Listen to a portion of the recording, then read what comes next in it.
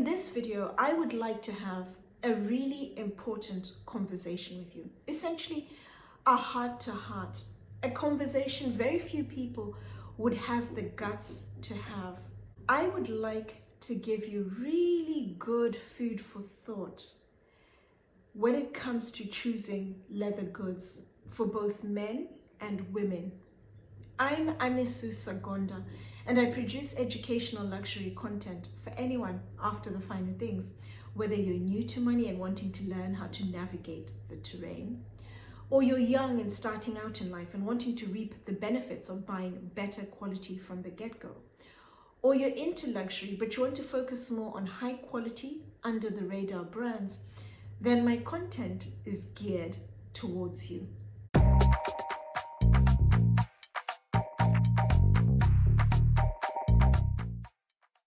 The comment that initiated this video goes as follows. I recently came across this video on YouTube on the sac du jour. I'm going to include the link to the mentioned video in the description box down below. I am really curious whether this quality issue, which starts at 9 minutes 40 seconds, is normal for a quality bag in daily use, or is it something that should not happen? You are right, it's something that definitely shouldn't happen, but the sac du jour bag is produced by one of the hugely aspirational brands in the market, Saint Laurent. When I say aspirational brand, I'm referring to a number of brands that are owned by the big luxury groups. Think, for example, Louis Vuitton, Moda, Hennessy. The bag brands they own, Louis Vuitton, there's Christian Dior, Celine, Loewe, Givenchy, Fendi, for example. And then you have Kering that owns Saint Laurent. Also in that portfolio, there's Gucci, Bottega Veneta, Balenciaga, Alexander McQueen, for example. And what you will find with the aspirational brands is that the owners of the brands, the groups that own the brands, they have incredibly deep pockets and they're able to heavily market, promote their brands and their products and really raise the visibility of their products. So when someone is typically starting their luxury journey, they will typically buy a bag or products from one of the aspirational brands because they're the most visible, they're the most talked about. They really benefit from having parents who are really able to promote the products. Whereas the brands I talk about, high quality, under the radar, what is sometimes referred to on social media as quite luxury or indie, independent, contemporary brands, you will find with the brands I talk about, they are typically very small brands, either owned by a company, an individual, a family, for example, and they don't have the deep pockets to heavily promote their products. But what they have is the ability to create a product that's typically superior to what is made by the aspirational brand. So what you'll find is they'll really focus on their chosen level of luxury, on producing a bag that uses superior quality leathers. The level of craft that's gone into the bag is absolutely fantastic. They've really focused on the details and the bags have been finished to a fairly high standard. And they're also not producing as many bags. They're not as visible, they're not as known, so not as many people are buying their products, but they're producing a far superior product. And so when it comes to this particular comment, is it normal for a quality bag in daily use, or is it something that should not happen? When it comes to aspirational brands, unfortunately, it's something that can happen because the bags are not made as well as the brands that I talk about, for example. Because the aspirational brands are producing fairly sizable quantities, so they can't make their bags too complicated. They can't have too much craft, or else they wouldn't be able to produce the quantities. Whereas the brands I talk about, high quality, under the radar, I can vouch for them and say the ones I talk about, depending on the level of luxury, the issue that we have with this particular bag, the sac du jour, is an edge coating issue. You're not going to have that with the brands I talk about because they pay attention to how the bags are made, the details, the edge coating that they would use and how it's applied. They do a much better job. So the issue we have that's arisen in this comment, you wouldn't have with the brands I talk about. But there is a chance you will get it with some of the aspirational brands. And it also so happens that I've actually had some of my viewers comment off the back of certain videos, and they've said, I'm embarrassed to admit, but my Saint Laurent bag has had edge coating issues. So this is something I'm aware of that's been mentioned within my community. And then the second part is, could this also happen with super premium bags, which you mention as examples of exceptional quality when used in this way? Well, super premium is the 5th level of luxury. If you've been watching my channel for a while, you'll know there are 7 levels of luxury. Sac de jour is within premium core level of luxury, the 4th level of luxury. And in that, you're paying for quality, prestige, heritage, craftsmanship. You're paying for exclusivity. With super premium, you're still paying for the same things, but a much higher level of quality and craft. The brands I talk about, this is something that wouldn't happen in edge coating issue, because they really pay attention to the edge coating and they do an absolutely fantastic job. There is, for example, Joseph Duclos, a brand that is literally head and shoulders ahead of all the competitors, whether it's within the high quality under the radar or amongst the aspirational brands. They are the trailblazer. They're setting the pace and tone when it comes to the leathers they use, the craft, the details. The edge coating they do is amazing. It's neatly, thinly, evenly applied. They do an absolutely fantastic, a flawless job. So you will never have certain issues. And to take it a step further, with Joseph Duclos, for example, when they are producing bags, I remember Ramesh Nair, the creative director, telling me this, that when he creates a bag, one of the things he does is he factors into the construction wear and tear and how it'll age with time, and he'll factor that into the construction so that as the bag wears, it wears well. It doesn't fall apart, and it accommodates the leather softening, for example. So that's something that the smaller brands will consider. Every aspect of the bag, how it's made, the leathers, the details, the wear and tear, how to repair it, potential pitfalls, and they will ensure that the details they incorporate in the bag get around any possible issues. Yes, there'll be wear and tear, but you will find it'll be considerably better than what you find with the aspirational brands. Bags are produced one of 3 ways. Either by an artisan, where 1, possibly 2 artisans will hand cut, hand assemble, and hand stitch a bag, typically using saddle stitch. And you largely find it's 1 artisan. You may have 2 artisans working on a bag, but you typically don't get multiple artisans working on a bag, because if it's stitched by hand, you'll notice the difference in the tension, as each artisan will have their own tension, and the way the stitches will be done, there won't be consistency, the same consistency you'd get if it was just 1 artisan throughout. It's a lengthy process, which usually takes weeks, possibly months to turn a bag around, depending on how busy the workshop. And what you'll find, depending on the level of luxury, of course, is that with artisans, they typically go for the very best quality within their level of luxury. The leathers, the hardware, the level of detail, the craft that goes into the bag. So think of brands such as Ortis, there's Duret Paris, there's also Atelier Renard, 3 brands I've already spoken about. I'll talk about more next year. I've been asked on numerous occasions about Peter Knits. I've also been asked about Italian brand Massasesi, and I'll try and talk about those next year as well.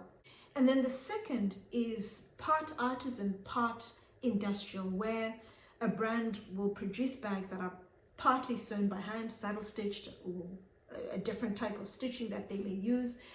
And then also part machine sewn, the Diane bag, for example, from Joseph Duclos.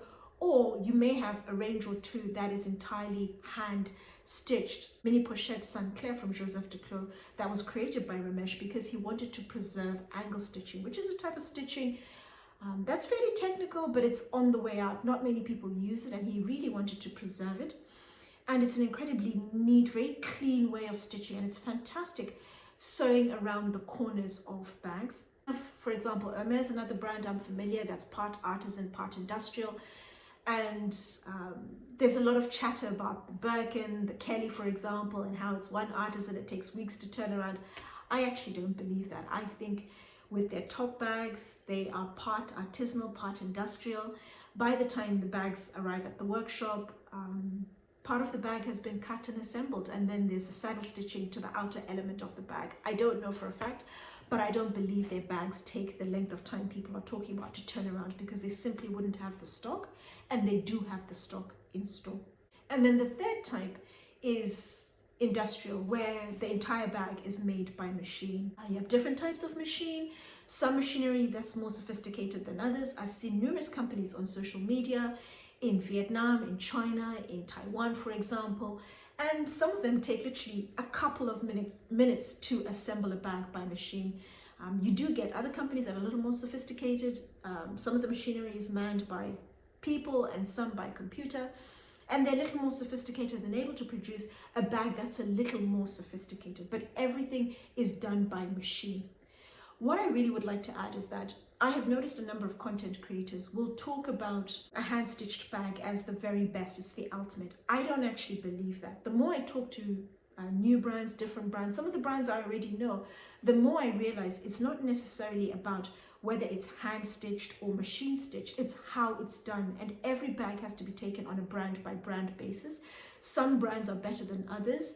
They incorporate a level of detail, even if it's machine-stitched, that elevates the quality, the finish, the details of the bag, and ensure that it's very well made and it stands the test of time. So when people talk about handmade, it's the ultimate. I don't necessarily think that's true, and that's something that I think we need to move away from and just focus on the brand and what the brand brings to the table, because some brands are absolutely fantastic, but the products are machine or part machine and part artisanal. When you look at the Saint Laurent bag, the sac jour that I've been asked about to give my thoughts, firstly, I'd like to say thank you to Melina, the content creator. Reached out to her and she sent through photographs of the offending parts of the bag. What has essentially happened is, as I've mentioned, with aspirational brands, they need to produce a certain number of bags a week, a month, a year, in order to fulfill supply and demand.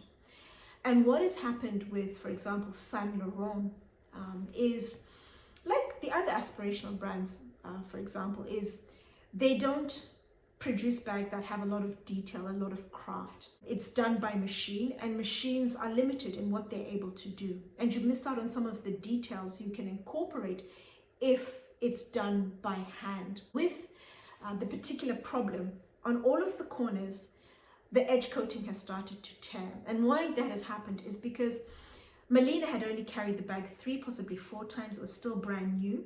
And I guess the more you put into the bag, the more the pressure that was placed on the bag tore through edge coating.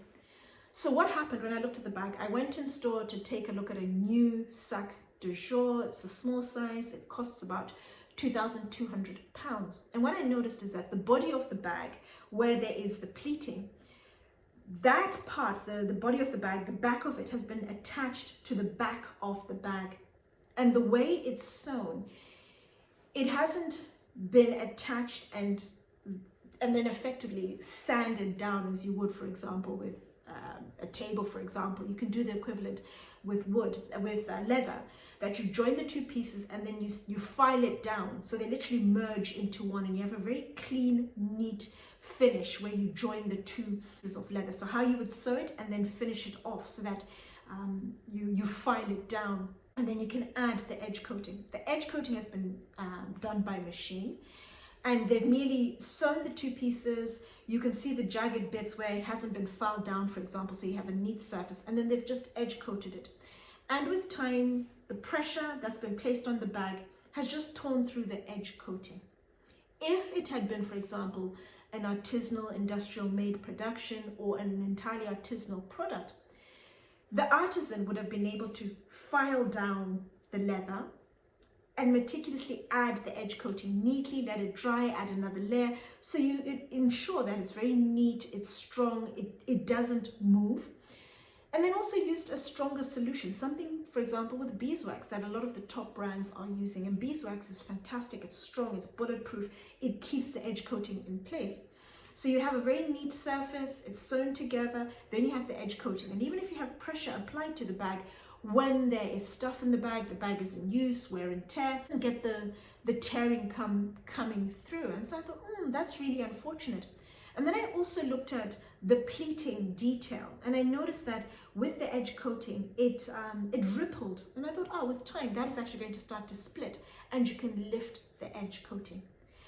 I don't have a style I'm aware of from the brands I recommend that has the same sort of style that I could reference. But I remember looking at the Diane bag with the 1-2 compartments that are slightly curved, and looking at how the leathers are joined. And I noticed that the leather comes in, it's very neatly joined together, and then the edge coating on top is neat, it's consistent, and then the stitch on top keeps the 2 pieces of leather together. And I just thought, wow, this is done very well. And bear in mind, it's done by hand, and somebody really takes the time to ensure that it's done properly and they don't cut corners at all.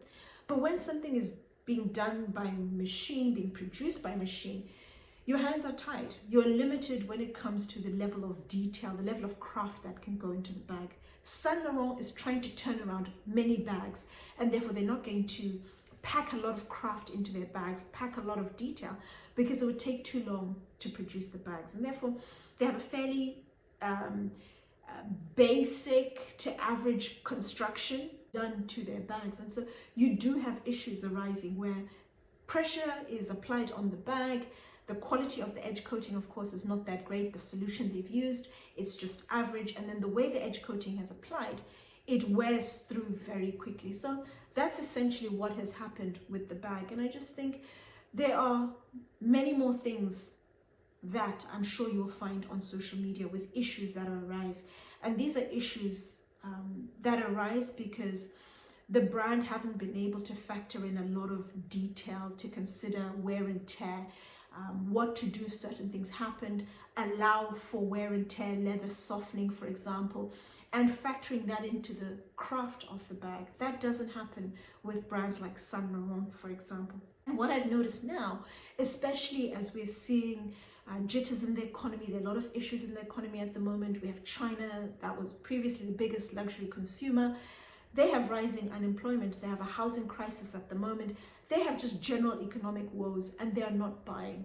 So a lot of the Chinese are either not buying luxury or switching to cheap alternatives. So now really is the time for the brands I talk about, that consumers are looking for them. They want to buy a bag for life, a bag that's not going to cause problems. They buy a couple, a handful of bags to fulfill all of their needs, and then they're set for life. So I'm really excited about what the future holds, because the brands I talk about, now is their time to shine. And I think we're going to see them coming increasingly more to the forefront.